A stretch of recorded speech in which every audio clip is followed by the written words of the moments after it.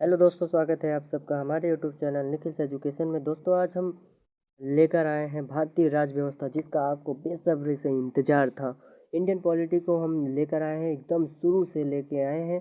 और यूपीएससी हो, चाहे एसएससी हो, चाहे सीजीएल का एग्ज़ाम हो, चाहे जीडी का हो, चाहे यूपी पुलिस का हो, चाहे किसी का भी हो, कोई सा भी कॉम्पिटेटिव एग्ज़ाम हो, सबके लिए भारतीय राजनीतिक व्यवस्था एक अहम मुद्दा है।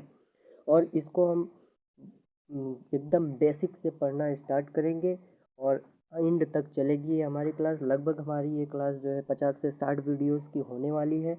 तो दोस्तों, अगर आप लोग चैनल पर पहली बार आए हो तो चैनल को सब्सक्राइब कर लीजिए और वीडियो को लाइक कर दीजिए और शेयर कर दीजिए अपने दोस्तों में और साथियों को। तो चलिए हम अपनी क्लास को शुरू करते हैं। क्लास को शुरू करने से पहले हम सबसे पहले देखते हैं कि इंडियन कॉन्स्टिट्यूशन हमारा क्या है। तो दोस्तों, मैंने एक इंडियन कॉन्स्टिट्यूशन पे मैंने एक वीडियो पहले से ही बना रखी है। अगर आप लोगों ने वो नहीं देखी है तो आप उसको वीडियो के डिस्क्रिप्शन में लिंक दी गई है, उसको आप देख सकते हैं। तो सबसे पहले हम देखते हैं कि हमारा ये जो इंडियन पॉलिटी की क्लास होने वाली है, ये हमारी यूपीएससी और एसएससी और जितने भी कम्पिटिटिव एग्ज़ाम हैं सबके लिए होने वाली है। तो और इसको हम देखते हैं कि जो हम पॉलिटी का सेक्शन यहाँ पे पढ़ेंगे, वो हमने एम लक्ष्मीकांत से पूरी तरह से लिया हुआ है। और इसमें मेरे हैंड रिटन नोट्स भी होने वाले हैं, जैसे कि आप पहले से ही देख सकते हो कि मैंने ये पूरा अपने हाथ से लिखा हुआ है। तो इसका पीडीएफ भी आपको फ्री ऑफ कॉस्ट मेरे टेलीग्राम चैनल पर मिल जाएगा, जिसकी लिंक मैं अपने डिस्क्रिप्शन बॉक्स में दे दूँगा। तो चलिए सबसे पहले हम समझते हैं कि पॉलिटी में हमको क्या क्या पढ़ना है। तो पॉलिटी में हम सबसे पहले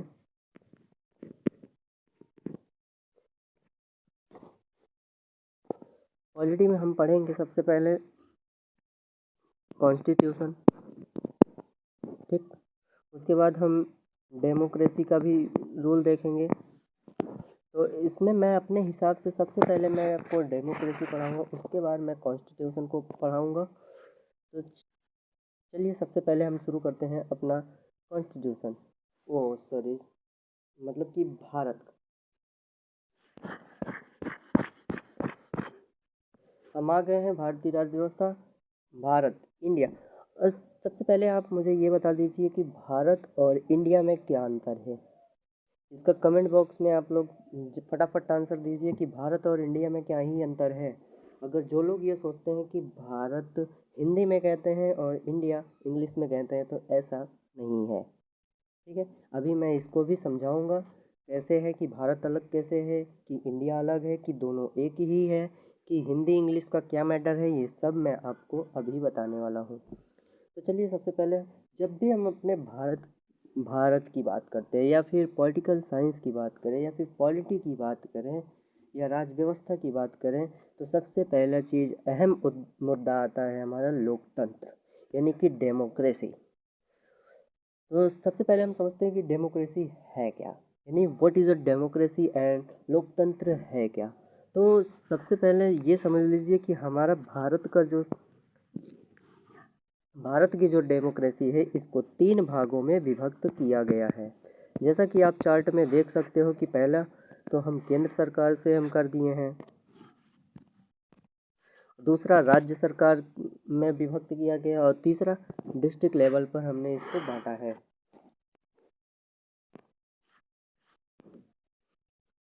देखिए, डेमोक्रेसी का मतलब क्या है। आपको डेमोक्रेसी से समझ में आ रहा है कि डेमोक्रेसी है क्या। डेमोक्रेसी का मतलब ये होता है कि जनता का शासन। जिस देश में जनता का शासन होता है, उस देश में डेमोक्रेसी होती है, यानी लोकतंत्र होता है। सबसे पहले देख लीजिए दोस्तों, ये आपको मैं पूरा एकदम बेसिक से लेके चल रहा हूँ। अगर आप लोग को किताब पढ़नी है तो आप लोग एम लक्ष्मीकांत की किताब ले सकते हैं, या फिर मेरी तो एडवाइस यही होने वाली है कि सबसे पहले आपको 9th और 10th की पॉलिटी को पढ़ लेना है, उसके बाद ही आपको एम लक्ष्मीकांत पढ़नी चाहिए। हाँ, हालांकि आप 11th और 12th की भी पढ़ सकते हो, लेकिन मेरे हिसाब से तो आपको 9th और 10th की पढ़ लेनी चाहिए, जिसके हिसाब से आपको एकदम बेस तैयार हो जाएगा। उसके बाद एम लक्ष्मीकांत डायरेक्ट पढ़ लीजिए। चलिए देखते हैं। हमने लोकतंत्र को 3 पार्ट में डिवाइड किया।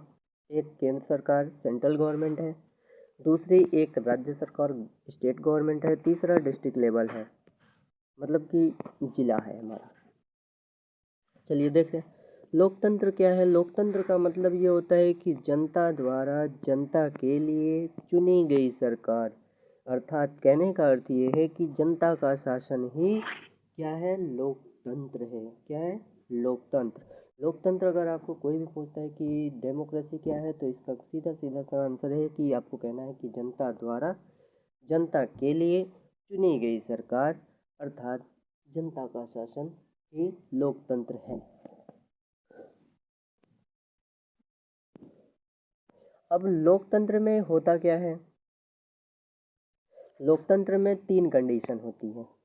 कौन कौन सी 3 कंडीशन होती हैं लोकतंत्र में? पहला तो एक होता है कि जो कानून बनाएगा, दूसरा कानून लागू करना, तीसरा होता है उस न्याय देना। ठीक है। लोकतंत्र क्या है हमारा? लोकतंत्र में ये तो हमने लोकतंत्र को 3 भाग में बांटा है, मतलब कि किस किस क्षेत्र में हमारा होना है। तो केंद्र सरकार के लिए लोकतंत्र है, फिर राज्य सरकार के लिए लोकतंत्र है, फिर जिला के लिए लोकतंत्र है। तीनों को हम अलग अलग लेवल पे काम करते हैं, तीनों में भी अलग अलग पार्ट होते हैं। और लोकतंत्र काम क्या करता है कि लोकतंत्र में ये होता है कि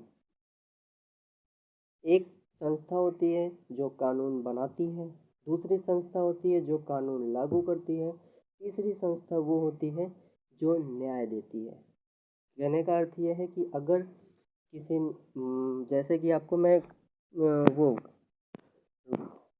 जैसे देखिए, जब कानून बनाना, कानून लागू करना तथा न्याय देना तीनों ही एक ही संस्था या एक ही इंसान के पास हो, तो उसे क्या बोलते हैं? तानाशाही बोलते हैं। क्या बोलते हैं? तानाशाही बोलते हैं। जैसा कि ये देख रहे हो कि लोकतंत्र क्या है, सबसे पहला हम बनाएंगे लॉ मेकिंग, कानून बनाना। दूसरा है लॉ एग्जीक्यूशन, हमको कानून लागू भी कर देना है। तीसरा क्या है? न्याय देना, जस्टिस देना। तो जैसे कि अब हमारे भारत भारत की लोकतंत्र व्यवस्था देख लीजिए। सबसे पहले है क्या आता है? केंद्र लेवल पे क्या है? सबसे पहले है संसद, फिर दूसरे पे क्या है? राज्यसभा है, फिर लोकसभा है। ये क्या है? हमारे पूरी विधायिका बनता है। इसमें क्या होता है? संसद कैसे बनेगी? राष्ट्रपति होगा।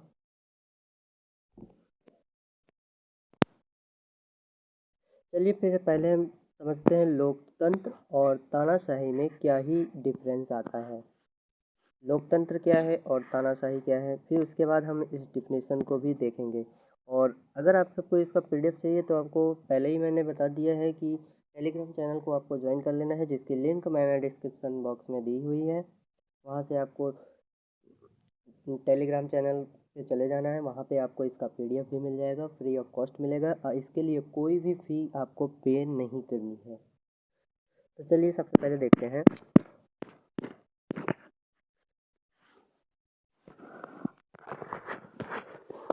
मैं शॉर्टकट में लिखूंगा और आप लोग समझ लीजिएगा। देखिए,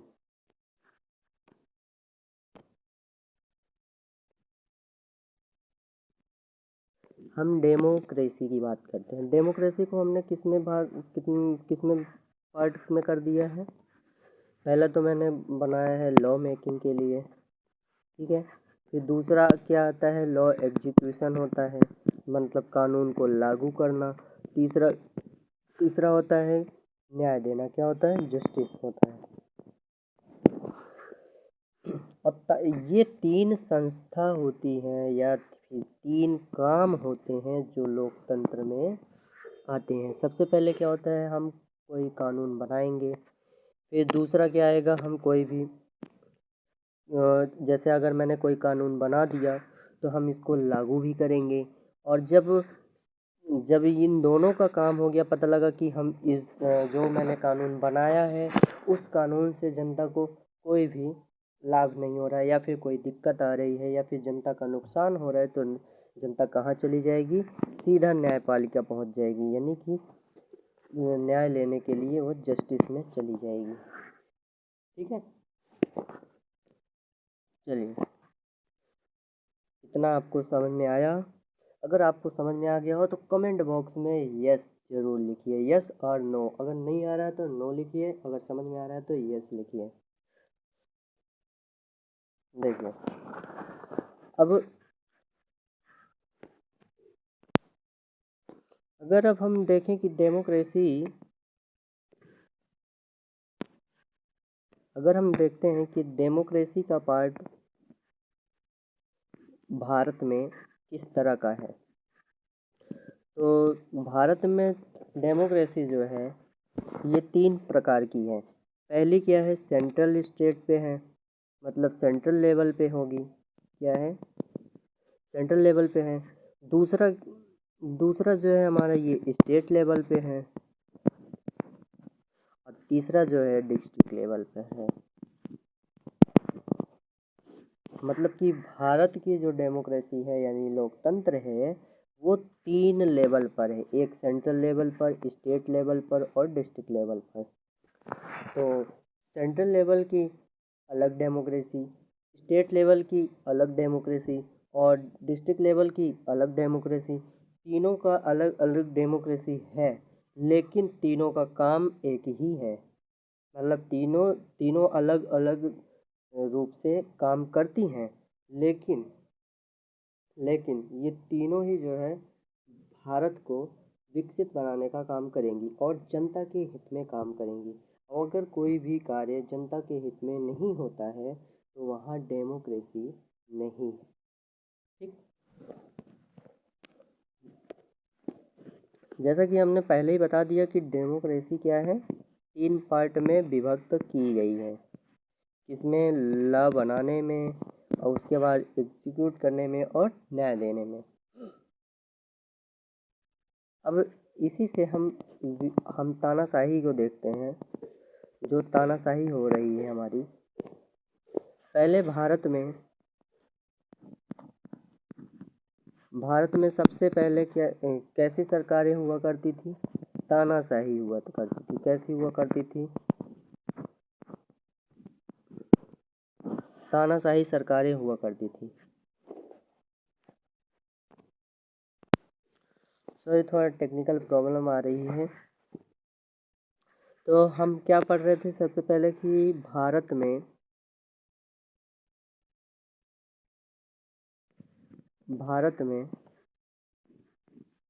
पहले कौन सी सरकारें हुआ करती थी? तानाशाही।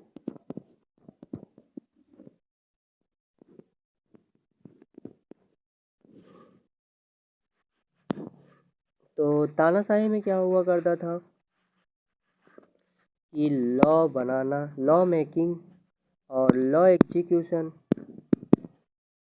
और जस्टिस देना, ये तीनों ही काम एक ही संस्था के पास हुआ करते थे, यानी कि एक ही इंसान के पास हुआ करते। जैसे राजा महाराजा में क्या हुआ करता था कि अगर कोई कानून बनता है तो उसको राजा ही बनाएगा। अगर जो राजा ने जो कानून बना दिया उस कानून को लागू कौन करता था? राजा ही करता था। और अगर अगर मान लीजिए कोई भी लॉ बन गया और उसको हमने लागू भी कर दिया, अब दोनों में फेरबदल हो गई या जनता में कोई हड़कंप मच गया या कुछ भी हो गया, मतलब जिससे कि जनता का प्रॉफिट हो रहा है कि लॉस हो रहा है कि क्या हो रहा है, उससे राजा का कोई मतलब नहीं है। अगर जनता आती है उसको न्याय देने का काम भी क्या था? स्वयं राजा ही करता था। तो ये क्या है? इसके लिए ये तानाशाही होती है। और लोकतंत्र क्या है? इसी का उल्टा है। क्या है? इसी का उल्टा। अगर कहीं पे भी डेमोक्रेसी है तो वहाँ पे लोग क्या कहते हैं, तानाशाही नहीं रहेगी। अगर कहीं पे तानाशाही शासन है तो वहाँ पर डेमोक्रेसी नहीं है।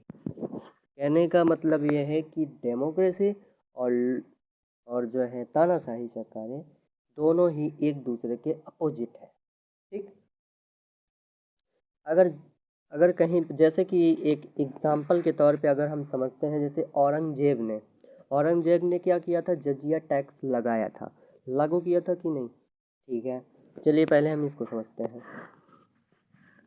औरंगजेब ने क्या किया था, सबसे पहले उसने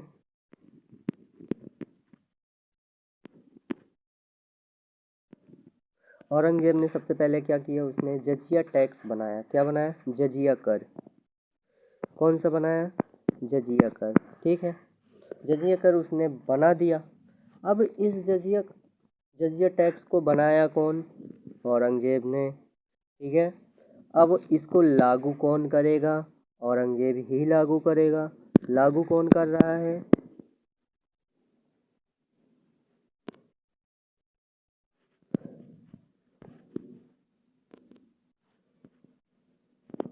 लागू भी औरंगजेब ही करेगा।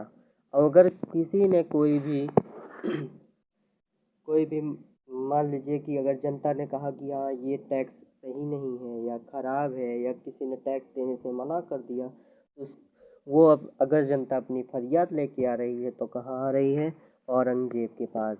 यानी कि यहाँ पे न्यायालय भी पूरी तरह से औरंगजेब के ही कंट्रोल में है। तो कहने का अर्थ ये है कि लॉ किसने बनाया, औरंगजेब ने।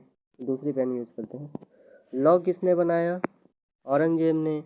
लागू किसने किया, औरंगजेब ने। और न्याय किसने दिया, औरंगजेब ने। कहने का अर्थ ये हुआ कि हमारी जो तीन संस्था थी जो लोकतंत्र में आती हैं, लॉ मेकिंग, लॉ एग्जीक्यूशन और जस्टिस, यानी कि कानून बनाना, कानून लागू करना और न्याय देना, ये तीनों ही क्या है, एक ही संस्था के पास है, यानी कि एक ही इंसान के पास है।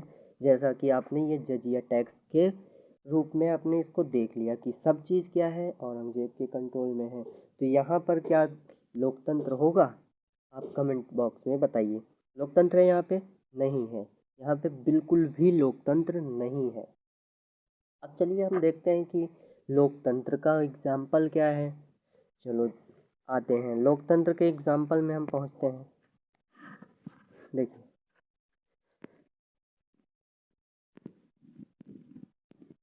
लोकतंत्र, ओ सॉरी गलत लिखा था, पेन थोड़ी सही नहीं चल रही है। लोकतंत्र क्या, लोकतंत्र, लोकतंत्र को इसमें कितने पार्ट में विभक्त कर दिया गया है, 3 पार्ट में। चलिए, जैसे कि आपने देखा तानाशाही में भी क्या था, 3 पार्ट हुआ करते थे। अब लोकतंत्र शासन प्रणाली में क्या आ रहा है, इसमें भी 3 पार्ट हो रहा है। क्या हो रहा है, 3 पार्ट। कैसे, पहले तो हम बना रहे हैं कानून बनाना। क्या बनाना, कानून पहले बनाएंगे। ठीक है,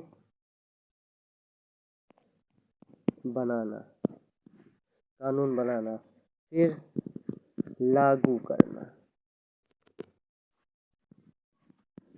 लागू कर रहे हैं, फिर हम न्याय भी देंगे। क्या देंगे, न्याय। अगर ये 3 चीज़ है ही नहीं तो फिर वो कौन सी शासन प्रणाली हुई। ठीक, अब इसमें देखिए, जैसे कि लोकतंत्र में हम पहुंच गए कि जैसे अपने भारत में क्या लागू हुआ है, जीएसटी। क्या है, जीएसटी।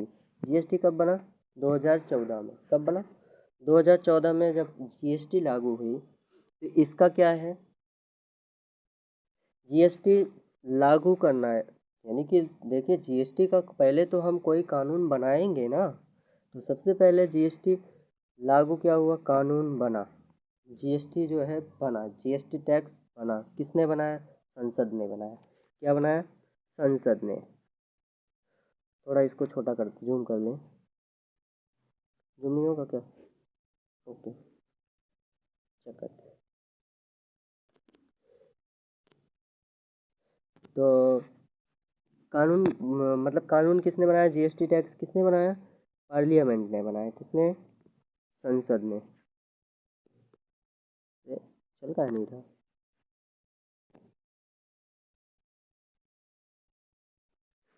चलिए यहाँ से देख लीजिए, इसको किसने बनाया? पार्लियामेंट ने, ठीक है। और फिर इसको लागू किसने किया? लागू किसने किया? कार्यपालिका ने। हमारे भारत में क्या है, कार्यपालिका किससे किससे मिलकर बनी है? राष्ट्रपति और प्रधानमंत्री और मंत्रिपरिषद से, इनसे मिलकर बनी हुई है। तो लागू करने वाला कौन है? कार्यपालिका है। अब देखिए, दोनों ही अलग अलग काम कर लिए। चलिए, संसद ने एक नियम बनाया जीएसटी, उसने लागू कर बना दिया। फिर वो गया कहाँ पे? आ गया यहाँ पे, क्या कहते हैं, कार्यपालिका में आ गया। कार्यपालिका में से प्रधानमंत्री और राष्ट्रपति दोनों ने मिलकर और मंत्रिपरिषद ने मिलकर इस कानून को पूरे देश में लागू कर दिया।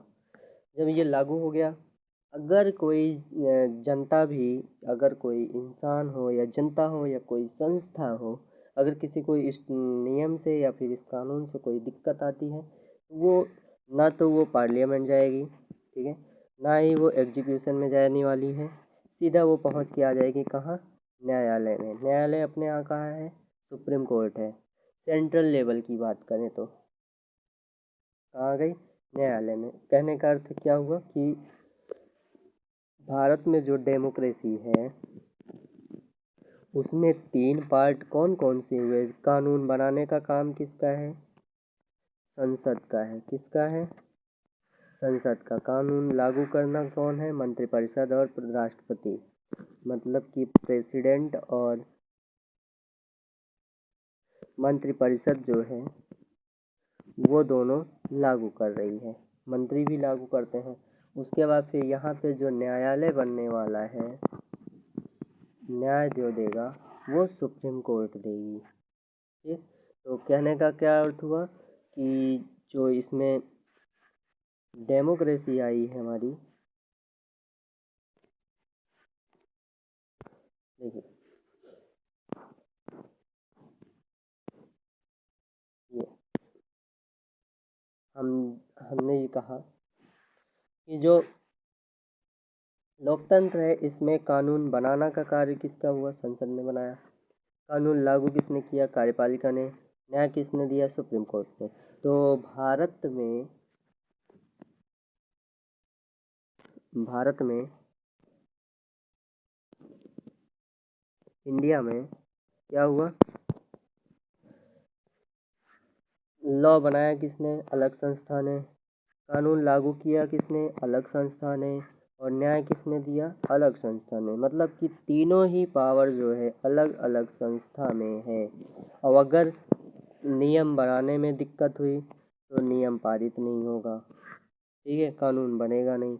और अगर इस दोनों में भी फेरबदल हो गई, दोनों में गड़बड़ी है, तो सुप्रीम कोर्ट बैठी हुई है। तो मतलब कहने का अर्थ ये है कि हमारे भारत की जो शासन प्रणाली है उसमें कोई भी अपनी मनमानी नहीं कर सकता। आपको सीधा सा सिंपल सा एक ही आंसर जानिए कि अगर ऐसी शासन प्रणाली है जिसमें कोई भी अपना मनमानी न कर पाए, अगर अगर चाहे, अगर यहाँ पे हम भारत में अगर चाहे कि राष्ट्रपति कि जनता का कुछ ना करे, वो अपना ही ना ही देखे या फिर तानाशाह बन जाए या फिर कोई निर्णय गलत ले ले, अगर भारत का राष्ट्रपति सोचे कि हम जाके सुप्रीम कोर्ट के सारे फैसले मैं ही सुनाऊंगा, तो ऐसा नहीं हो सकता है, ठीक है।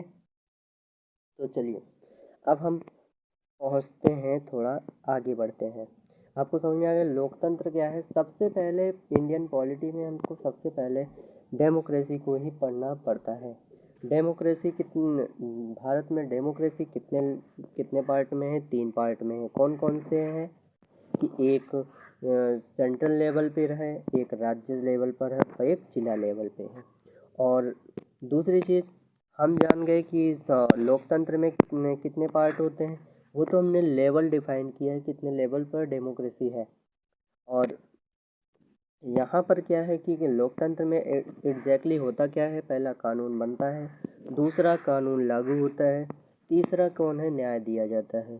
तो ये तीनों काम अगर एक ही संस्था के पास है या एक ही इंसान के पास है तो वो लोकतंत्र क्या होगा, नहीं होगा। यहाँ पर लोकतंत्र फिर खतरे में पड़ जाएगा, फिर ये लोकतंत्र हो ही नहीं सकता। अगर पता लगा कि कोई कानून भी मैं ही बना रहा हूँ, कानून मैं ही लागू करूँगा, न्याय भी मैं ही दूंगा, तो फिर ये लोकतंत्र की प्रणाली में नहीं आता है।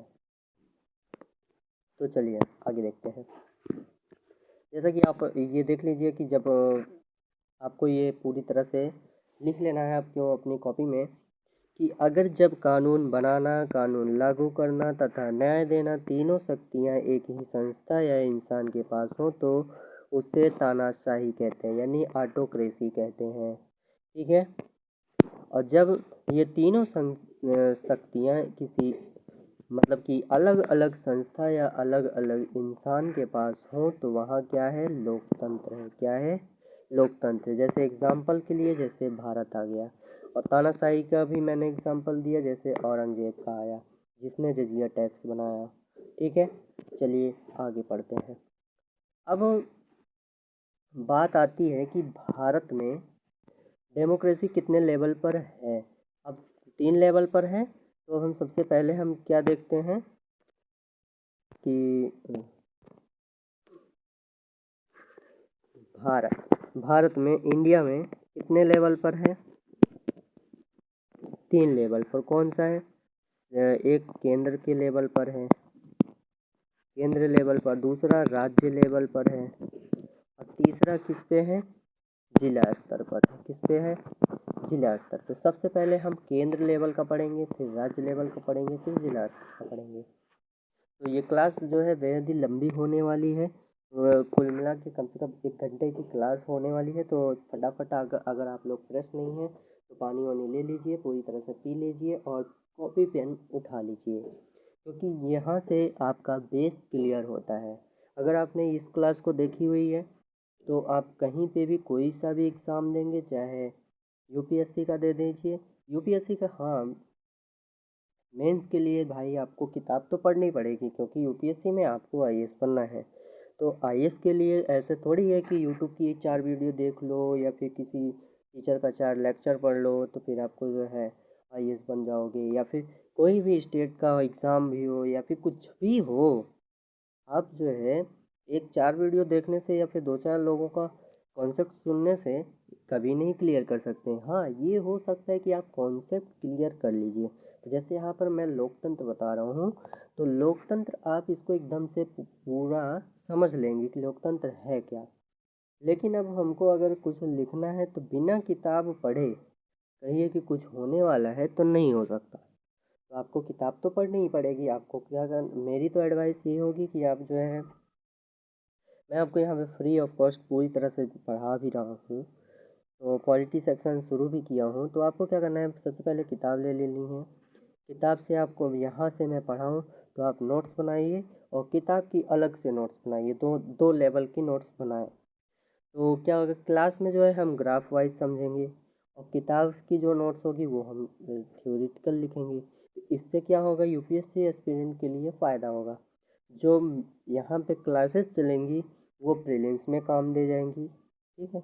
और जो हम थ्योरेटिकल लिखवाएंगे, ऐसा नहीं है कि मैं भी नहीं लिखवाऊंगा, मैं भी लिखवाऊंगा आपको पूरी तरह से। तो जो मैं लिखवाऊंगा वो भी एम लक्ष्मीकांत की किताब से ही लिखवाऊंगा, मेरे हैंड रिटन नोट्स होंगे और आपको पीडीएफ भी प्रोवाइड की जाएगी। तो अगर आप चाहो तो किताब ले सकते हैं, अगर ना चाहो तो आपको कोई ज़रूरत भी नहीं होगी, क्योंकि लेकिन ये क्या होता है कि हम अगर किताब ले लेते हैं तो थोड़ा एक मोटिवेशन और बढ़ता है। तो चलिए देखते हैं। सबसे पहले कि केंद्र सरकार की हम बात करें, केंद्र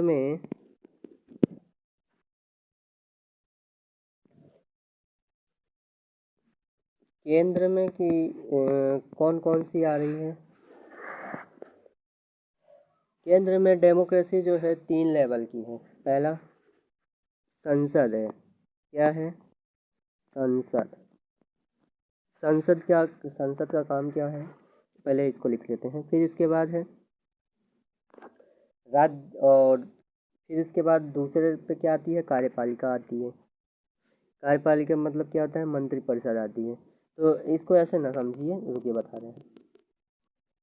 यहाँ पे विधायिका आ रही है, क्या आ रही है? विधायिका। फिर कार्यपालिका।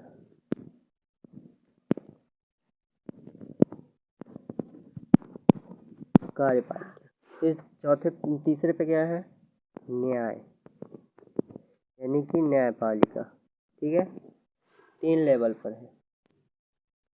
अब केंद्र सरकार की जो डेमोक्रेसी है वो 3 प्रकार की है। कैसे? एक विधायिका आ रही है, और दूसरा कार्यपालिका आ रही है, तीसरा न्याय हो रहा है। तो यहाँ पर क्या है?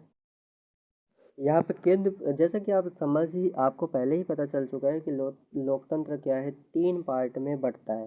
पहला तो कानून बनाएगा कोई, दूसरा कानून लागू करेगा, तीसरा न्याय देगा। तो पहला पहला जो ये विधायिका है, ये इसका काम क्या होता है? कानून बनाना। क्या होता है? कानून को बनाना। और ये क्या होता है? लागू करना।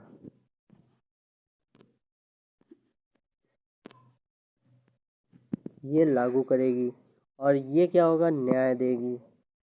ठीक है, तो केंद्र सरकार की डेमोक्रेसी 3 पार्ट में बट गई कि नहीं बट गई? अब चलिए, अब मैंने पहले ही चार्ट बना दिया है, तो सबसे पहले इसको देखिए। और जैसे मैंने कहा कि व्यवस्थापिका। अब हम देखते हैं कि यानी कि विधायिका, व्यवस्थापिका भी बोलते हैं इसको कभी कभी। और विधायिका,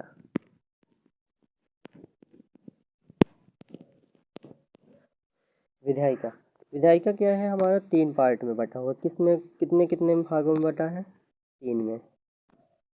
मतलब कि अब जो है, भारत में जो विधायिका है वो भी तो काम करेगी।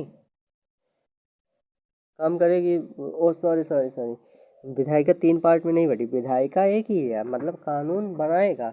लेकिन कौन बना रहा है? इसको बनाने वाला काम कौन कर रहा है? इसके लिए है संसद। क्या है? संसद।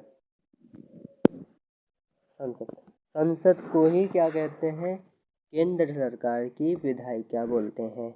अब भारत में संसद कैसे बन रहा है, चलिए देखते हैं।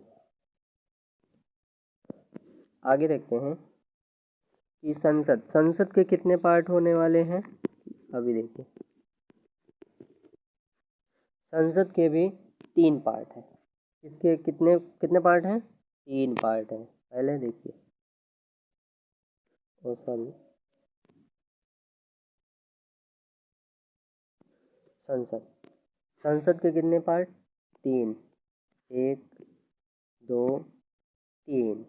चलिए, पहला कौन है? राष्ट्रपति।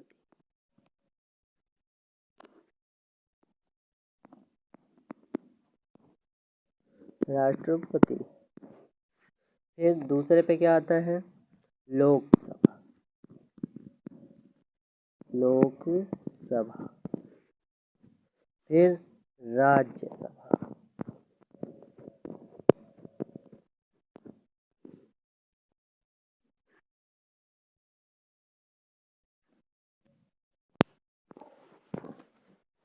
भारत में क्या हुआ?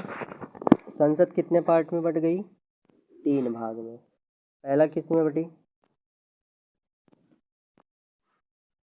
पहले ये बट गई हमारी राष्ट्रपति, दूसरा लोकसभा, तीसरा राज्यसभा। ठीक है, तो अगर आपसे कोई पूछता है कि संसद कितने पार्ट में है, तो राष्ट्रपति, लोकसभा, राज्यसभा, राष्ट्रपति और लोकसभा राज्यसभा तीनों को मिलाकर ये हमारी तैयार होती है संसद। और संसद ही केंद्र सरकार की व्यवस्थापिका है, मतलब कि लॉ मेकिंग का काम करती है। तो सीधी सी बात है कि भारत में कानून बनाने का कार्य किसके पास है? संसद में है। किसके पास? संसद के पास। वो भी किस लेवल पर? केंद्र सरकार के लेवल पर। केंद्र सरकार के लेवल पर, केंद्र सरकार के लेवल पर क्या है? संसद है। और राज्य सरकार के अधीन अभी हम बाद में चर्चा करते हैं, पहले केंद्र सरकार की पूरी कुंडली पढ़ते हैं। चलिए, ये तो हो गई हमारी व्यवस्थापिका। अगर जैसे मान लीजिए कोई, और हाँ, कि अब देखते हैं कि कानून बनता कैसे है। जब भी कोई भी कानून बनता है, कानून बनाया जाता है, यानी कि जो कानून हम बनाते हैं अभी तक, अब थोड़े पॉलिटी में धीरे धीरे घुस रहे हैं। ठीक है, तो अगर कोई भी विधेयक, मतलब कि विधेयक अगर जो नियम जिससे लेकर आते हैं, या फिर जैसे अगर मान लीजिए आपने कोई रिपोर्ट बनाई तो उसको हम लगाएंगे ना कहीं पे, तो उस दस्तावेज, तो संसद में इसको विधेयक कहते हैं। क्या बोलते हैं? विधेयक।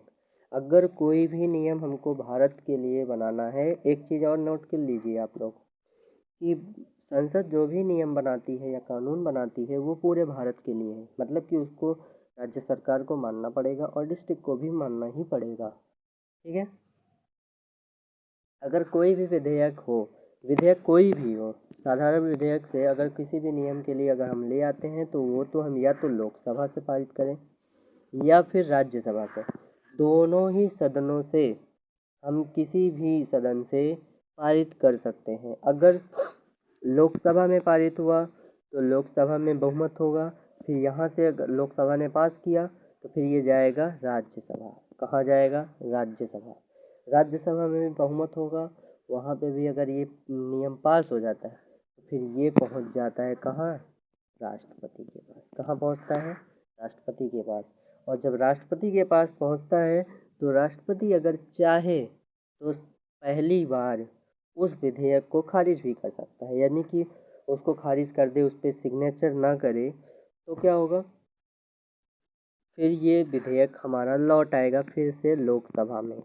अगर इसी विधेयक को लोकसभा ने फिर से रिटर्न करके भेज दिया कहाँ? राष्ट्रपति के पास, तब राष्ट्रपति को उस विधेयक पर सिग्नेचर करने ही होंगे। और जब भी किसी, मगर अगर लोकसभा राज्यसभा तीनों दोनों ने मिलकर कोई भी विधेयक पास कर दिया, अगर उस पे जब तक राष्ट्रपति के हस्ताक्षर नहीं होंगे तब तक वो नियम पारित नहीं हो सकता। ठीक है, आपको समझ में आया कि कानून कैसे बनता है। अगर कानून बनाने के लिए अगर हम कोई भी विधेयक होता है, विधेयक को चाहे लोकसभा में लाया जा सकता है या फिर राज्यसभा में लाया जा सकता है। तो अगर राज्यसभा में आया है तो सबसे पहले कहाँ? राज्यसभा में बहुमत होगा, फिर वो लोकसभा जाएगा, लोकसभा में फिर बहुमत होगा, फिर उसके बाद वो जाएगा सीधा कहाँ पर? राष्ट्रपति के पास जाएगा। और राष्ट्रपति ने सिग्नेचर कर दिया तो वो नियम बन गया। अगर पहली बार गया है तो राष्ट्रपति उसको खारिज भी कर सकता है, लेकिन लोकसभा ने अगर उसी विधेयक को फिर दोबारा दूसरी बार भेज दिया राष्ट्रपति के पास तो राष्ट्रपति को उस पर सिग्नेचर ही करने ही होंगे। तो आई होप आपको सब कुछ समझ में आया होगा। अभी यहाँ पे हम थोड़ा बेसिकली पढ़ रहे हैं, जैसे जैसे धीरे धीरे कल से जो क्लासेस स्टार्ट होने वाली हैं वो भी इसके आगे की होंगी, तब उसमें आपको पूरी तरह से बताया जाएगा कि विधेयक कितने होते हैं, विधेयक कहाँ से बनते हैं, कैसे बनता है, कोई मंत्री अपना विधेयक कैसे ले आ सकता है, लोकसभा में कैसे आएगा, लोकसभा में विधेयक की वोटिंग कैसी होती है, बहुमत कैसे किया जाता है, राज्यसभा में उसका बहुमत कैसे किया जाता है, ये सब आपको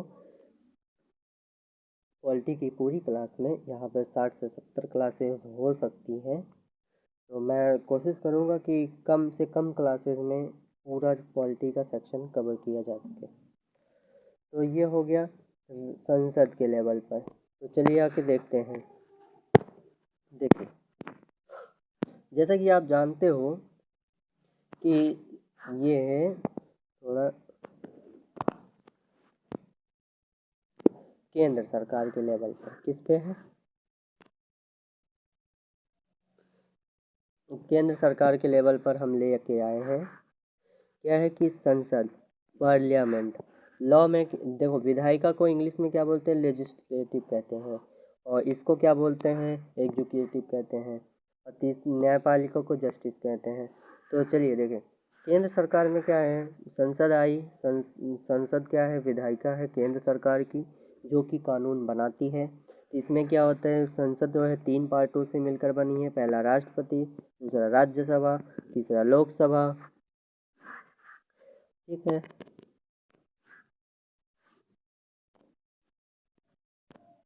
और इसमें जो संसद के जितने सदस्य होते हैं उनको हम सांसद बोलते हैं। क्या बोलते हैं? सांसद। आपने पहले ही सांसद कोई शब्द सुना होगा। तो सांसद अगर कोई कह रहा है तो इसका अर्थ है कि वो जो है राज्यसभा या लोकसभा में किसी एक का मेंबर है, तो वो क्या है? सांसद है। राज्यसभा को क्या बोलते हैं? काउंसिल ऑफ स्टेट बोलते हैं। और लोकसभा को इंग्लिश में बोलते हैं हाउस ऑफ पीपल। ठीक है। तो अब हम समझते हैं कि ये तो हमने समझ लिया पूरी तरह से विधायिका कहाँ से क्या करती है। अब हम पहुँच गए हैं किसमें? कार्यपालिका में। भारत की कार्यपालिका सेंट्रल लेवल पर क्या है? भारत में कार्यपालिका जो है 2 प्रकार से बनती है। किससे? एक राष्ट्रपति से बन रही है और दूसरे में क्या आ रहा है? प्रधानमंत्री आ रहे हैं। उसके बाद मंत्रिपरिषद आ रही है। और मान लीजिए कि भारतीय संविधान में ये लिखा गया है कि राष्ट्रपति या प्रधानमंत्री या पूरी मंत्रिपरिषद पढ़ी लिखी नहीं है, मतलब कि कोई भी नेता पढ़ा लिखा नहीं है, तो फिर उसकी हेल्प करने के लिए अधिकारी होते हैं। तो याद रखिएगा, जो सेंट्रल लेवल पर कार्यपालिका में जो भी प्रधानमंत्री और मंत्रिपरिषद की हेल्प करते हैं उनको बोलते हैं IAS, यानी भारतीय प्रशासनिक सेवा वाले। अब सोच लीजिए, जब IAS का काम ही इतना टॉप लेवल का है तो आपको पढ़ाई भी तो टॉप लेवल की ही करनी पड़ेगी। और आपको इसमें खुद ही क्लियर हो रहा है कि आपको काम क्या करना है, मतलब कि आपको एग्जीक्यूशन करना है। मतलब कि आपको कोई भी संसद अगर नियम बना रही है तो उसको हम पारित करेंगे। क्या करेंगे? लागू करवाएंगे। किससे मिलकर? प्रधानमंत्री और मंत्रिपरिषद से। ठीक है। हाँ, हालांकि आपको नहीं करना है, प्रधानमंत्री करेंगे, लेकिन आपको काम तो वही करना है ना। आपको हेल्प तो करनी ही होगी मंत्रिपरिषद की। तो ये है IAS का काम। तो चलिए इसमें देखते हैं कि हाँ, कोई पूछ रहा था, क्या क्या पूछ रहा है? हाँ हाँ, बता रहे हैं अभी अभी तुरंत। देखिए, प्रधानमंत्री। और देखिए पूरी तरह से अगर हम समझते हैं मंत्रिपरिषद बनती कैसे है। देखिए, मंत्रिपरिषद में 4 होते हैं। क्या? प्रधानमंत्री आते हैं, कैबिनेट मंत्री आते हैं, राज्य मंत्री आते हैं और डिप्टी मिनिस्टर आते हैं। ठीक है। तो चार चार लोग क्या होते हैं? मंत्रिपरिषद में आते हैं। मतलब प्रधानमंत्री तो होंगे ही होंगे, कैबिनेट मंत्री भी होंगे, राज्य के राज्य मंत्री भी होंगे और डिप्टी मिनिस्टर होते हैं। तो इन चारों को मिलाकर हमारी क्या बनती है? इन चारों को मिलाकर हमारा मंत्रिपरिषद बनता है। क्या बनता है? मंत्रिपरिषद। और अगर जब हम प्रधानमंत्री और कैबिनेट मंत्री दोनों को लेते हैं तो ये क्या बनता है? हमारा मंत्रिमंडल। क्या बनता है? कैबिनेट बनता है। मंत्रिमंडल। मंत्रिमंडल कैसे बनता है? प्रधानमंत्री और कैबिनेट को मिलाकर क्या बनता है? मंत्रिमंडल बनती है। तो ये रही सेंट्रल लेवल पर कार्यपालिका। कार्यपालिका कैसे मिलकर बनी है? राष्ट्रपति और प्रधानमंत्री और मंत्रिपरिषद दोनों से मिलकर बनी हुई है। ठीक है। अब आते हैं हम न्यायपालिका में।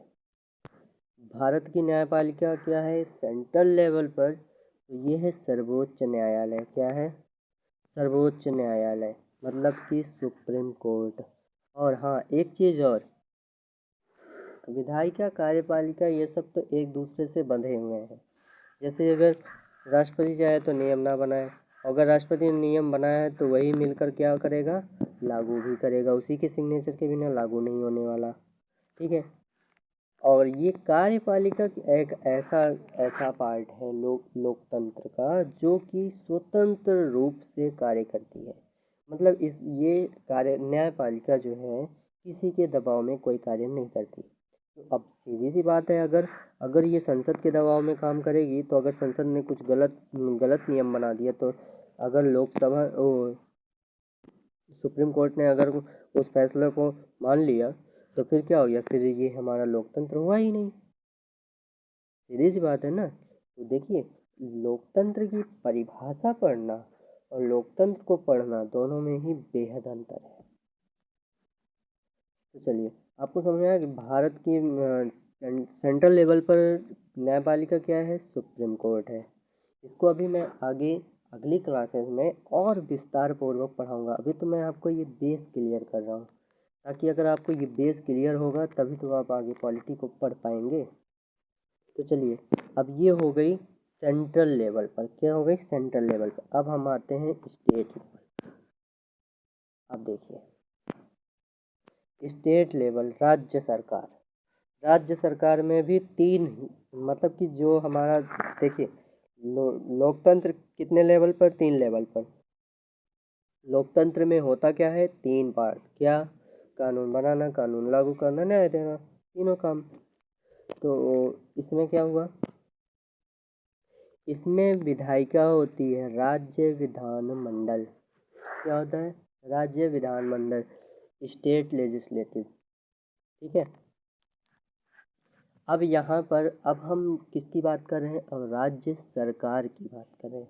अब जो अभी तक जो हमने पढ़ा, संसद जो कानून बनाएगी वो पूरे के लिए होता है। अब ये जो बन रहा है, ये हमारे भारत में जितने भी राज्य हैं, जितने भी राज्य हैं, सबके लिए अलग अलग विधानमंडल है। ठीक है। तो विधानमंडल कितने पार्ट, किन किन लोगों से मिलकर बनती है? विधानमंडल भी 3 पार्ट में मिलकर बनती है। एक राज्यपाल होते हैं, विधान परिषद होती है, विधानसभा होती है। तो राज्य विधानमंडल कितने कितने लेवल से मिलकर बनी? राज्यपाल यानी कि गवर्नर, दूसरा क्या है? विधान परिषद, एमएलसी मतलब, ठीक है, और उसके बाद विधानसभा यानी एमएलए। यहाँ पे ये एमएलसी और एमएलए जो आपने देखा, तो ये है इस सदन के, मतलब कि इस सदन के या इस परिषद या इस सभा के मेंबर को कहते हैं। जैसे अगर कोई विधान परिषद का मेंबर है तो उसको हम एमएलसी कहते हैं। विधानसभा का परिषद वो क्या कहते हैं, अगर मेंबर है तो उसको एमएलए कहते हैं। तो चलिए, सबसे पहले इसको थोड़ा हम जूम कर लेते हैं। देखिए, अब यहाँ पर क्या कह रहा है कि अगर जब भी स्टेट लेवल पर जो भी कानून बनेगा या फिर जो भी नियम बनाया जाएगा, वो कौन बनाएगा? राज्य विधानमंडल बनाएगी। ठीक है। तो इसमें भी वही सिस्टम होता है जैसे केंद्र सरकार में। तो चाहे हम इसको विधान परिषद से पारित कर दें या फिर विधानसभा से। अब इन दोनों, अब विधानसभा से जो विधेयक आया वो कहाँ आएगा? राज्यपाल के पास। राज्यपाल के बिना सिग्नेचर के वो नियम पारित होगा नहीं। तो मतलब कि जैसा कि सीधा सीधा जैसे संसद के लिए था, वैसे राज्य विधानमंडल के लिए है। तो यहाँ पर राज्य विधानमंडल के सदस्यों को क्या बोलते हैं? विधायक बोलते हैं। क्या बोलते हैं? विधायक। अगर वो विधान परिषद का है तो एमएलसी बोलेंगे। ठीक है। और अगर वो विधान सभा का है तो उसको एमएलए बोलेंगे। तो जैसे देखिए, विधान परिषद को इंग्लिश में हम क्या बोलते हैं? लेजिस्लेटिव काउंसिल बोलते हैं। विधानसभा को लेजिस्लेटिव असेंबली बोलते हैं। और वैसे ही हम क्या कहते हैं कि एमएलसी ना, देखिए, वैसे ही हम एमएलसी को क्या कहेंगे? एमएलसी का मतलब हो गया मेंबर ऑफ, क्या हो गया? Member of legislative council. ठीक है। फिर एमएलए का क्या हो गया? ऐसे ही एमएलए का हो गया मेंबर ऑफ लेजिस्लेटिव असेंबली। ठीक है, समझ में आया? अब ये हो गई किसकी? राज्य विधानमंडल, यानी कि ये लेजिस्लेटिव हो गई, मतलब विधायिका हो गई। राज्य सरकार की विधायिका, अगर आपसे कोई पूछे तो इसको शॉर्टकटली आप लिख लीजिए, राज्य सरकार की विधायिका क्या है? राज्य विधानमंडल। क्या है? राज्य विधानमंडल। राज्य विधानमंडल कितने कितने पार्ट से बनी है? किन किन लोगों से? राज्यपाल और विधान परिषद, विधानसभा। ठीक है। और इन मतलब कि इनके सदस्यों को क्या बोलते हैं, विधायक कहते हैं। अगर विधान परिषद का है तो उसको एमएलसी कहेंगे, और विधानसभा का है तो एमएलए कहेंगे। चलिए, ये हो गई हमारी विधायिका राज्य सरकार की। अब कार्यपालिका हम देखते हैं। कार्यपालिका अब जो है राज्य विधानमंडल जो कानून बनाएगी, या फिर जिस वो कानून जो बना दी है, अब उसको लागू कौन करेगा। तो इसको लागू राज्य की कार्यपालिका करती है। कौन करती है, राज्य की कार्यपालिका। याद रखिए, सेंट्रल लेवल में कार्यपालिका होता है और स्टेट लेवल में राज्य की कार्यपालिका, ये मतलब कि स्टेट एग्जीक्यूटिव। ठीक है। अब यहाँ पर स्टेट एग्जीक्यूटिव जो है दो भाग में ये भी है, जैसे सेंट्रल लेवल में वैसे ही सेम टू सेम इसमें है। तो इसमें किस भाग से बन रही है, राज्यपाल। राज्यपाल और दूसरा क्या है, सीएम मुख्यमंत्री, और मंत्रिपरिषद। मतलब उसमें स्टेट लेवल में क्या, सेंट्रल लेवल में क्या थे, प्रधानमंत्री हुआ करते थे। राज्य लेवल में क्या होंगे, मुख्यमंत्री होंगे यानी सीएम होंगे, मंत्रिपरिषद होगी। और सीएम, मान लीजिए कि राज्यपाल और सीएम या फिर मंत्रिपरिषद पढ़ी लिखी नहीं है, या फिर यहाँ पर पढ़े लिखे नेता नहीं आए हैं, तो इनकी हेल्प करने के लिए हम किनको नियुक्त करते हैं, अधिकारियों को। अधिकारी यहाँ पर स्टेट लेवल पे कौन कौन से अधिकारी होते हैं, वो आईएएस होते हैं और पीसीएस होते हैं। ठीक है, मतलब कि दोनों ही होते हैं। आईएएस, ओनली आईएएस कहाँ काम करते हैं, सेंट्रल लेवल पर, और आईएएस प्लस पीसीएस दोनों कार्य करते हैं कहाँ, राज्य की कार्यपालिका में। मतलब कि मंत्रिपरिषद की हेल्प करते कौन कौन है, आईएएस या आईपीएस काम करते हैं। आगे की क्लास में मैं आपको बताऊंगा कि आईएएस और आईपीएस कैसे बना जाता है। और जैसा कि आप जान ही रहे हो कि हमारी ये जो पॉलिटी की सेक्शन बन रही है, ये हम यूपीएससी के लेवल से पढ़ रहे हैं। तो यूपीएससी के लेवल से पढ़ रहे हैं तो हमको ये भी तो पता होना चाहिए ना कि हम आईएएस कैसे बने, आईएएस का कितना कैडर होता है, कि कौन सा कैडर मिलता है, और आईएएस का काम क्या होता है, आईएएस कितने लेवल पे होते हैं। तो इन सबको हम पढ़ेंगे। तो चलिए, खैर छोड़िए, आगे देखिए। यहाँ पर ये तो हो गई कि राज्य की कार्यपालिका। राज्य की कार्यपालिका क्या आ गई, राज्यपाल आ गए और सीएम और मंत्रिपरिषद आ गई। हेल्प करने के लिए ऑफिसर्स हैं, कौन से हैं, आईएएस और पीसीएस है। चलिए, अब यहाँ पर आते हैं इसका न्यायालय, मतलब न्यायपालिका। राज्य में राज्य की न्यायपालिका क्या है, उच्च न्यायालय क्या कहते हैं, क्या कहते हैं, हाई कोर्ट। अगर मान लीजिए राज्य विधानमंडल ने जो नियम बनाया वो जनता के लिए अच्छा नहीं है, या फिर जनता को कोई तकलीफ है, तो वो क्या है, न तो राज्य विधानमंडल जाएगी, न तो राज्य की कार्यपालिका में जाएगी, वो डायरेक्ट आ जाएगी हाई कोर्ट पे। अगर हाई कोर्ट में उसका भी सुनवाई नहीं होती है तो वो जा सकती है कहाँ, सुप्रीम कोर्ट में। सुप्रीम कोर्ट से उसकी सुनवाई होनी ही होनी है। सुप्रीम कोर्ट ने जो फैसला दे दिया वो अंतिम फैसला होता है। ठीक है। चलिए, अब ये हो गई स्टेट लेवल की। अब हम बात करते हैं डिस्ट्रिक्ट लेवल की। ठीक, अब डिस्ट्रिक्ट को थोड़ा डीपली समझना पड़ेगा, क्योंकि डिस्ट्रिक्ट थोड़ा वो है, समझने में थोड़ी सी दिक्कत है, बाकी कुछ है नहीं डिस्ट्रिक्ट में। डिस्ट्रिक्ट का लेवल थोड़ा लंबा होता है। देखिए, अब डिस्ट्रिक्ट को जो है दो पार्ट में बांटा गया है। किसमें, डिस्ट्रिक्ट की व्यवस्थापिका क्या है, दो भागों में बटी हुई है। डिस्ट्रिक्ट की व्यवस्थापिका को हमने दो भागों में बांटा है। मतलब हमने नहीं बांटा, भारतीय संविधान के अनुसार दो भागों में बटा हुआ है।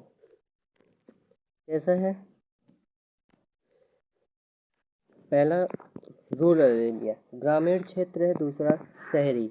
ग्रामीण को हम क्या बोलते हैं, रूरल बोलते हैं, और शहरी को अर्बन एरिया बोलते हैं। ठीक है। चलिए, सेंट्रल में व्यवस्थापिका को हम पढ़ रहे हैं, यानी विधायिका को पढ़ रहे हैं। तो सेंट्रल में अरे सॉरी, डिस्ट्रिक्ट में कितना है, दो लेवल। कितना, एक ग्रामीण क्षेत्र है, दूसरा शहरी क्षेत्र है। सबसे पहले हम ग्रामीण क्षेत्र को पढ़ते हैं। ग्रामीण क्षेत्र में क्या है, सबसे पहले स्टार्टिंग में कौन सी आती है, गांव आते हैं। क्या आते हैं, गांव। गांव में क्या होती है, ग्राम पंचायत। मतलब कि गांव के लिए जो नियम बनेगा वो ग्राम पंचायत बनाएगी। ठीक है। ब्लॉक स्तर पे जो बनता है या फिर ब्लॉक स्तर पे जो विधायिका का कार्य करती है उसको हम पंचायत समिति कहते हैं। दूसरा, जिला स्तर पर जो पूरे डिस्ट्रिक्ट लेवल पे होगी उसको जिला पंचायत कहते हैं। क्या बोलते हैं, जिला पंचायत। ये ग्रामीण क्षेत्र में आती है। ठीक। अब हम आते हैं शहरी क्षेत्र में।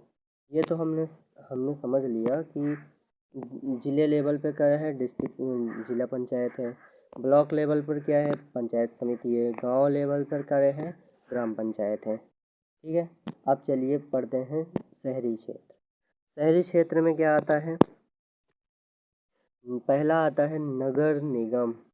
नगर निगम, नगर निगम। देखिए, नगर निगम क्या है, जहाँ पर 10 लाख से अधिक जनसंख्या हो। क्या हो, जहाँ पर 10 लाख से अधिक जनसंख्या हो वहाँ क्या है, नगर निगम कार्य करती है। क्या करती है, नगर निगम। और जहाँ पर 10 लाख से कम एरिया मतलब कि कम जनसंख्या हो वहाँ पर नगर पालिका कार्य करती है। ठीक है। और अगर जहाँ पर मतलब कि टाउन एरिया हो, जहाँ पर 10 हो सकता है 10 लाख ना ही हो, वहाँ पे 4-6 ग्राम पंचायतें हों मिलकर, उनको क्या बोलते हैं, टाउन एरिया हो तो वहाँ पर क्या होती है, नगर पंचायत होती है। जैसे कि अगर आप कहीं पे भी चले जाते हैं तो आपको कहीं पे आपको दिखने को मिलता है, बोर्ड लगा रहता है कि मतलब कि कोई स्टेट, कोई भी डिस्ट्रिक्ट हो, कहता है कि इस डिस्ट्रिक्ट में आपका नगर निगम स्वागत करती है। तो मतलब उस एरिया में 10 लाख से ज़्यादा जनसंख्या है, तो अगर कहीं पे भी देखने को मिल जाए नगर निगम तो समझ लीजिए कि 10 लाख से ज़्यादा जनसंख्या है। अब अगर कहा जाए नगर पालिका तो समझ लीजिए वहाँ पे 10 लाख से कम जनसंख्या है। और अगर कहीं पे टाउन एरिया है या फिर जहाँ नगर पंचायत लिखा है तो वहाँ का अर्थ है कि यहाँ पर ये टाउन एरिया है। तो आपको समझ में आया कि डिस्ट्रिक्ट लेवल पर व्यवस्थापिका का कार्य या विधायिका का कार्य या फिर लेजिस्लेटिव का कार्य क्या होता है। तो इसमें 2 पार्ट होते हैं, पहला ग्रामीण, दूसरा शहरी। ग्रामीण में क्या है, गांव लेवल पे ग्राम पंचायत है और ब्लॉक लेवल पर पंचायत समिति है, जिला लेवल पर डिस्ट्रिक्ट जिला पंचायत है। शहरी लेवल में क्या है, नगर निगम है जहाँ पर 10 लाख से अधिक जनसंख्या है, और नगर पालिका क्या है जहाँ पर 10 लाख से कम जनसंख्या है, और जहाँ पर टाउन एरिया है वहाँ नगर पंचायत कार्य करती है। ठीक है। अब आते हैं कानून को लागू करना।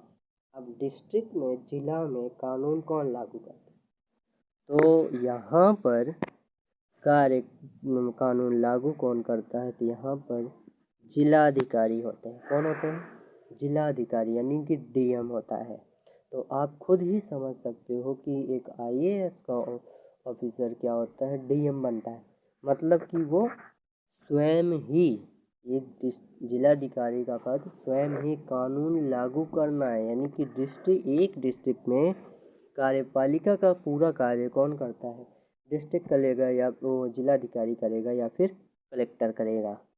तो आपको ये बेसिक सब कॉन्सेप्ट है कि जिलाधिकारी और कलेक्टर में अंतर क्या है। ठीक है। तो इस प्रश्न का उत्तर मैं अगली क्लास में दूंगा कि जिलाधिकारी क्या है और कलेक्टर क्या है, या फिर दोनों एक ही हैं या फिर दोनों अलग अलग ऑफिसर्स होते हैं, कैसा है, ये सब अगली क्लास में मिलेंगे। और यहाँ पर हम समझ, और यहाँ पर क्या आता है, जिला में जिला न्यायालय आता है। क्या आता है, न्यायपालिका का क्या कार्य है, न्याय देना। तो जिला में न्यायपालिका कौन है, जिला न्यायालय होती है। कौन सी होती है, जिला न्यायालय, यानी अधीनस्थ न्यायालय या फिर सेशंस कोर्ट होती है। ठीक है। चलिए, आई होप आप सबको ये लोकतंत्र का पूरा कॉन्सेप्ट क्लियर हो गया होगा। तो लोकतंत्र कितने लेवल पर, एक शॉर्ट फॉर्म में समझते हैं कि लोकतंत्र कितने कितने लेवल पर है, केंद्र सरकार, राज्य सरकार, जिला के लेवल पर। लोकतंत्र का अर्थ क्या होता है कि जनता द्वारा जनता के लिए चुनी गई सरकार, अर्थात जनता का शासन ही क्या है, लोकतंत्र है। लोकतंत्र के कितने पार्ट होते हैं? लॉ एक होता है लॉ मेकिंग का होता है, लॉ एग्जीक्यूशन होता है और तीसरा जस्टिस देना होता है। मतलब कि लोकतंत्र में क्या होगा, सबसे पहले कानून बनेगा, कानून लागू किया जाएगा, न्याय दिया जाएगा। ये क्या है? लोकतंत्र है। चलिए, और लोकतंत्र केंद्र लेवल पर विधायिका क्या होते हैं? लेजिस्लेटिव कौन है? संसद है। संसद कितने लोग मिल से बनती है?